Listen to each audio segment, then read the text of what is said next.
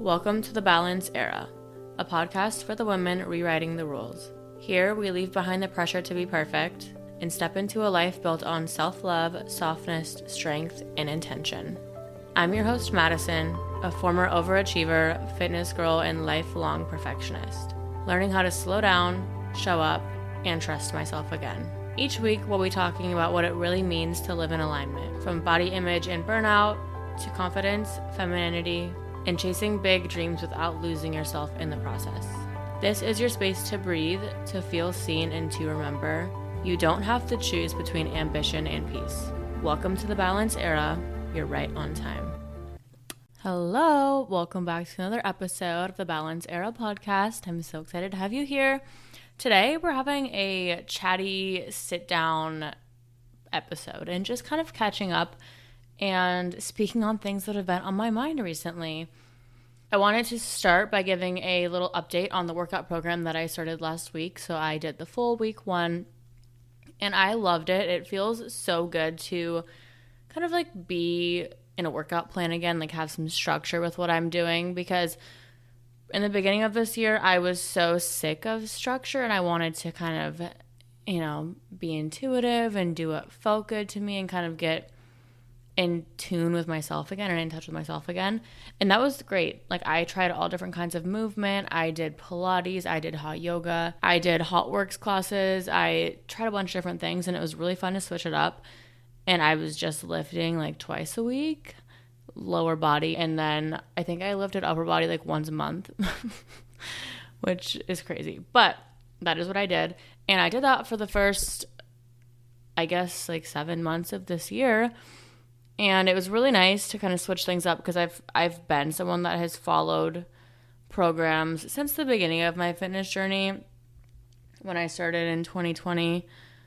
So it was nice to kind of just go with the flow and do what felt nice. But all that being said, I was so ready to have some structure again and to kind of have a goal that I was working towards. And yeah, so I started that workout program and I love it. I did a full in-depth YouTube video breaking down how I built the workout program and all of that if you'd like to go watch it. And I also put a link to download it in the description of that video, and I think in the last podcast episode as well. But I just have it saved in like a Google Drive document, so you can just download a copy of it if you want to do it with me.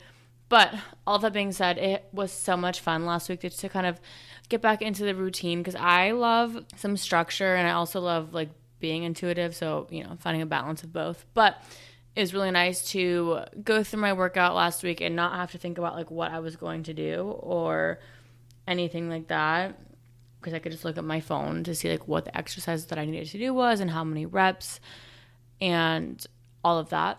And so just tracking my weight in my phone was nice, like to tracking like the weights that I used for each exercise. So I'm really excited if you guys decide to do it with me. Let me know. DM me on Instagram or anything like that, because I'm loving hearing about all of you that are following along with me. So this kind of leads me into the first topic that I wanted to talk about today, which is the idea that it's okay to change your mind about things. And this is something that I have struggled with, especially posting on social media. Sometimes you can feel like you need to like pick a side in different debates or different ideas of like what's right and what's wrong. This could probably be very niche, but for like a fitness influencer, I feel like right now it's kind of the battle of like a muscle mommies versus Pilates princess and like all of that. That's one that I see a lot. And another one is just like trying to find balance with everything that you do. And so like for me in the beginning of this year, like I mentioned, I really wanted to slow down and be very flowy and feminine and intuitive and all these different things. So I switched to Pilates and yoga and all of that. And it was really good for me to experience that, because I had to like let myself learn and let myself experience that to figure out what I liked and what I didn't like. And so after doing that for 7 months and just switching up my workouts and not having structure and not lifting as much as I used to, I realized how much I missed having a solid lifting routine. because I like to feel strong in my body. But I didn't realize that. Like in the beginning of this year, I was like, I'm so overlifting. I don't like this. But I think that I was just really burnt out with the way that I was speaking to myself, like in my head mentally, and the way that I was thinking about workouts and just all of that. So I needed to let myself relax for a little bit and not follow a structured plan. And it made me miss it and made me start to enjoy a structured plan again. But with changing my mind, it's like, okay, I really wanted to be a Pilates princess vibe because that was like what was very trendy on social media. And I did Pilates for a little while, and I even trained to become an instructor and taught a few classes, but I decided that ultimately that wasn't for me because as much as I love the cute girly aesthetic of the Pilates, I didn't actually enjoy the workouts. I just liked putting on the cute little ballerina socks and wrap top and looking all cute. But like I am a lifter. Like I love to lift weights. I love the muscle mommy vibes, and that's just me. And so being able to come back to that has been a very full circle moment. And what I learned from all of the Pilates stuff is like I did miss being in touch with that feminine side of myself and being able to feel cute and girly and to slow down in some things and let go of some things, while also like it's still good to have structure and routine and all of that. And I think too, realizing that once you regulate your nervous system and can kind of come back home to yourself and settle down and just be with yourself, like once your nervous system is regulated, I think it's very normal to change the way that you think about things. And so like when I was in this very heightened, very stressed place in the beginning of this year where I was just so burnt out, hating like myself, like I was so mean to myself all the time.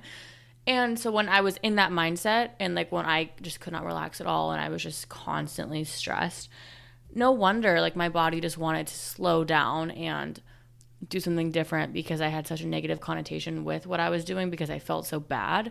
But now being able to look back at the words that I was speaking to myself and the way that I thought about myself in that point in time, like no wonder I felt so bad. But it wasn't necessarily the lifting or anything like that that actually made me feel bad. It was the way that I was speaking to myself.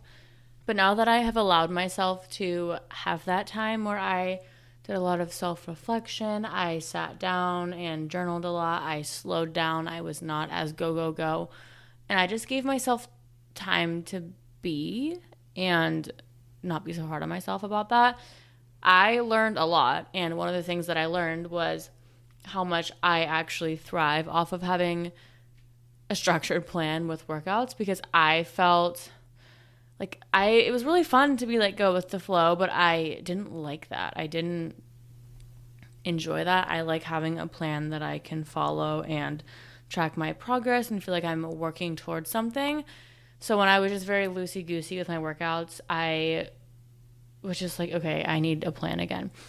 But I had to heal that part of me that was feeling so resentful towards a structured program and towards lifting upper body and all these different things that I was just holding on to so tightly and seeing them in such a bad light. I had to kind of work through that and figure out like why I even got there in the first place, because looking back to the beginning of my fitness journey, like that is exactly how I started. I did structured programs. I did track my progress. I macro tracked in the beginning and then took a break and then did it again and then stopped.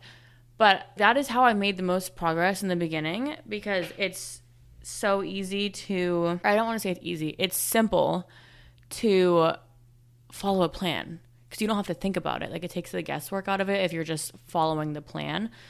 But when you're being more intuitive and kind of here and there with your workouts, it doesn't feel like you're working towards a goal as much, at least for myself, because I didn't have a set goal and I'm someone that's very goal oriented. I love to write out goals for every new month, as you learned in the last podcast episode. But I've done that for years. Like I just love to set goals and I'm a very goal driven person. So when I wasn't working towards a goal, I was like okay, like this is cute and fun, but like this is not me. But all that being said, I had to let myself do that and experience that to realize that is not what I wanted to do. But the thing that I was struggling with was I had posted so much in the beginning of this year about how I didn't like following a structured program and how I didn't like lifting and la da da da. And so I was like, okay, I feel like it's contradicting to say that I want to start a program again and that I want to start lifting again. But I think what we all need to realize is like social media, you're putting yourself out there. And just because you used to think something at one point in time doesn't mean you can't change your mind. And like that's in the future, I could change my mind again. But I just felt so much, I don't want to say guilt, or I don't even know what the word would be. Like I felt very weird for changing my mind again. But I also realized that I had to, go through that phase of allowing myself to slow down and try different movement to see what felt good to me, just so I could realize what actually did feel good to me. So yeah, I don't know. That's just been on my mind a lot recently because I feel like I just thought so much about giving like contradicting messages, but I think being able to acknowledge that you can change your mind and that is okay. And like, as you learn more and grow more and learn yourself more, like you will change your mind on some things. The next thing that I want to talk about is celebrating where you are now. Like I mentioned, I'm someone that's very goal oriented and I love to go, go, go and do things and achieve things because that's how in the past I have learned to feel good about myself, as if I'm constantly improving and doing something better and becoming better, because I was so uncomfortable with just being me in that present moment. But I have learned that is not fulfilling at all, and you will continue to feel empty or just like kind of lacking, you'll feel a sense of lack if you don't acknowledge the things that you have done and that you have achieved, and that you're moving closer to being that person that you want to become. I have done a few videos now where I've shown where I started with social media or like brand deals. Like the video that I posted yesterday was a little montage of me celebrating my little wins along the way, like when I would get fun little brand deals and like when I got my first piece of clothing for free on social media. I was like so excited because that was something that I had seen for myself in the future, and I was just like, oh my gosh, this is the coolest thing ever. But as I've gotten so sucked into social media and I'm constantly focusing on the next thing that I want to do, the next milestone, the next achievement, whatever it is, I was not acknowledging how far I had come. And so making videos like that to let myself realize like how far I have come and to acknowledge that and to sit in that feeling of, okay, you've done this and like you can do the things that you say that you're going to do. And that's amazing. And sit in that feeling of knowing that you have done some of these things that you've wanted to do. Because like 13-year-old me would think I am the coolest person ever. I made a video a few weeks ago and it was showing like my old YouTube channel from when I was 13, because I used to want to be a beauty guru so bad. I would do makeup tutorials and fashion videos, and I think I have like an iPhone case video, like my iPhone case collection video. But I wanted to do YouTube so bad, and I let myself get talked out of it because at that point I was 13 and like I really thought that everyone else's opinions were better than mine. And so I just took what people were saying about YouTube and kind of gave up on that dream. And like I stopped making videos, I think when I was 14. And then I realized, because there's this guy who makes content, his name is Higher Up Wellness, and he posted a video a few weeks ago talking about a practice that he did with one of his mentors or his therapist, I can't remember, but it was talking about going back to that old sense of self, or like that old version of you that you left behind, and it's essentially doing like inner child work. But he just talked about doing that, and I was like, oh my gosh, like that's very interesting. So I started thinking about that, and I was like, when did I leave a part of me behind? And I realized, we all go through different things in your life, and if you can kind of retrace your steps and figure out like which parts you've left behind at different parts in your life, it can be very helpful. But for me, the first thing that came to mind was like a specific incident that I had when I was 13 where someone said something to me about YouTube, and I began to feel stupid for wanting to do that and felt like not worthy. And so that's when I gave up YouTube, and I didn't really realize that I left that part of me behind. So that was a very eye-opening moment for me, because I made like a little video of me now doing like my outfit of the day videos, and then I put it next to like a video of me when I was 13 doing like an outfit of the day check.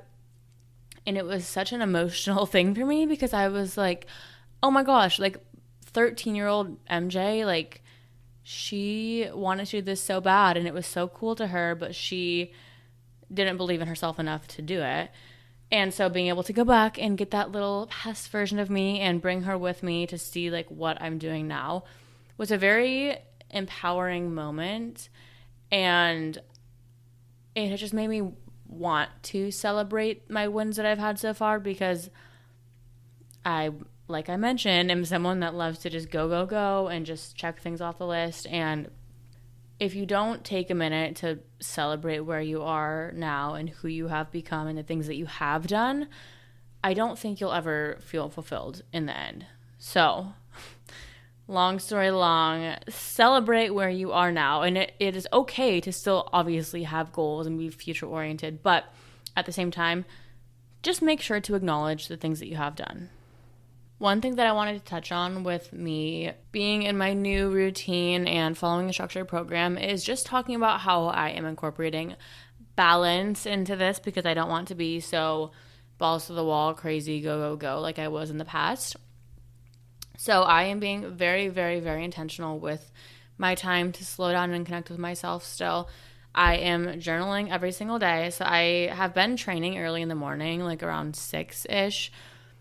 So I get home at 8 and then I sit down and journal and stuff and have my breakfast. But being able to journal and have that time to connect with myself, to see how I'm doing that day, how I'm feeling, the goals that I'm working towards, whatever it is that I want to journal about, I will journal.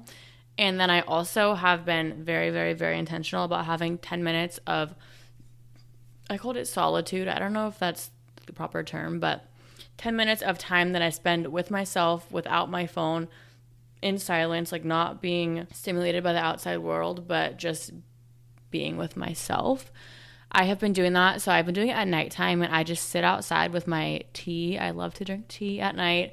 I am a little bit of a grandma, you might say, because I like to go to bed early, like 9-ish, 8:30, 9.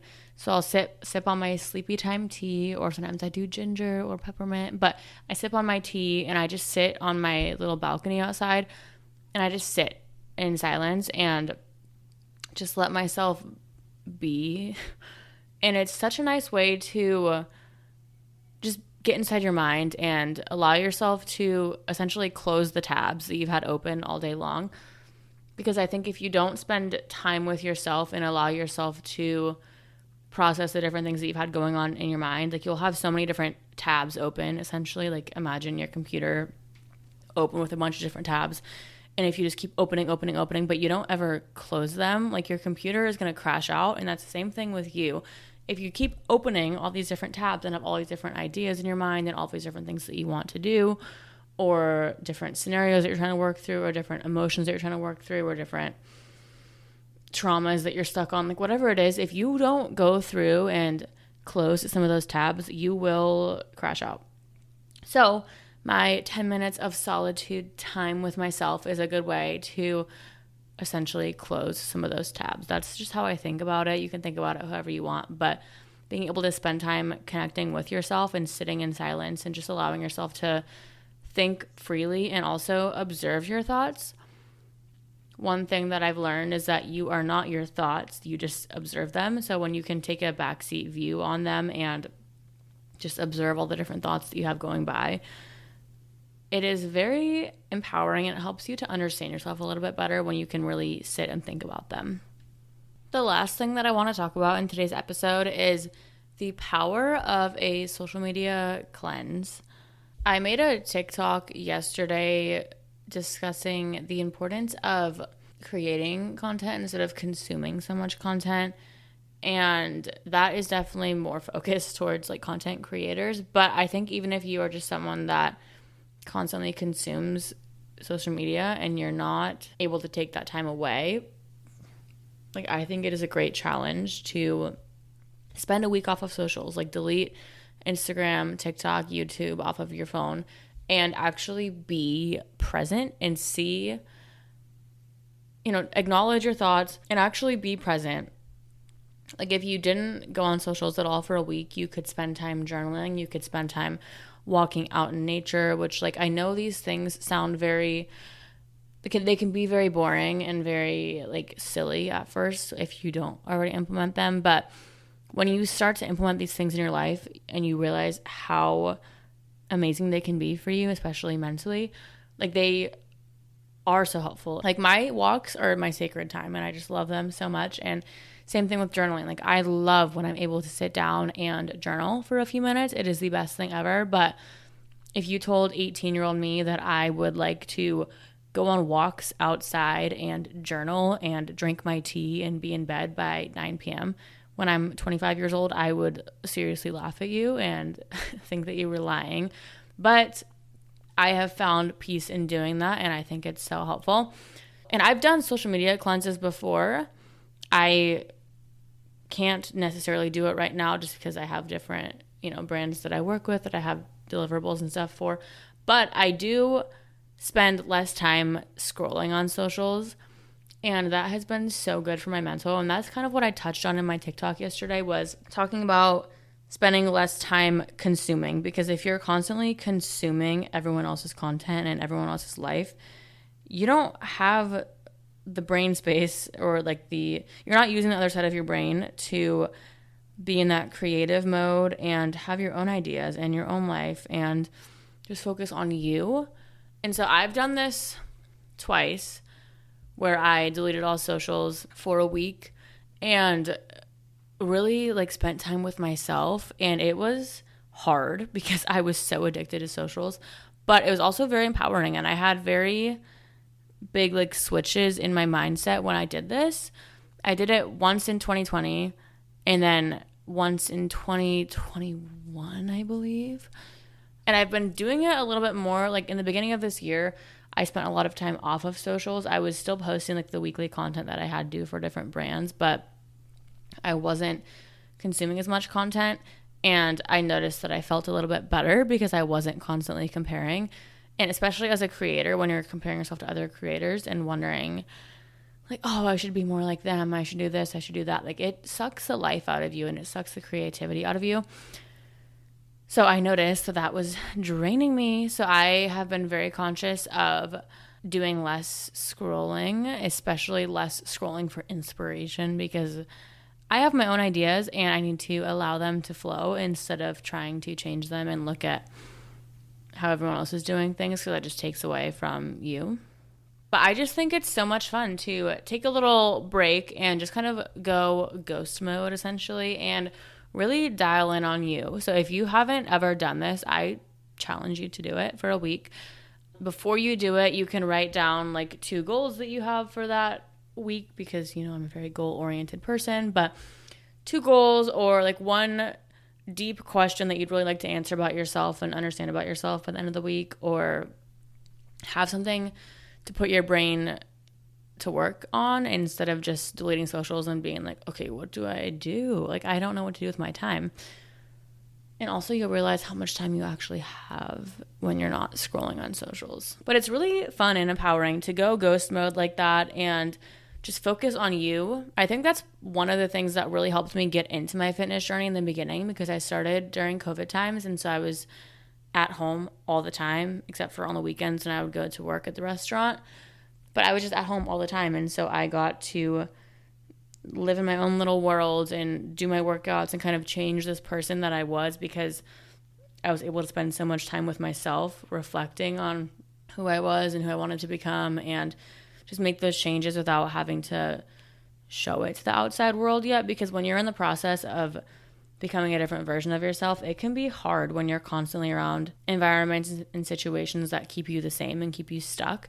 But when you're really able to just go in on yourself and, cut out all the outside noise and focus on you and what you want to do, like, you will make so much progress in that short time. So that is just something that I have been thinking about. I've been kind of craving it too. So I'm trying to figure out a way to batch enough content for a week where I could just set it on a schedule calendar thing and have my content post, but not have me on social media at all, because I think it can fry your brain after being on socials for so long. If you haven't already tried this, I definitely recommend. I think I'm going to do it again soon.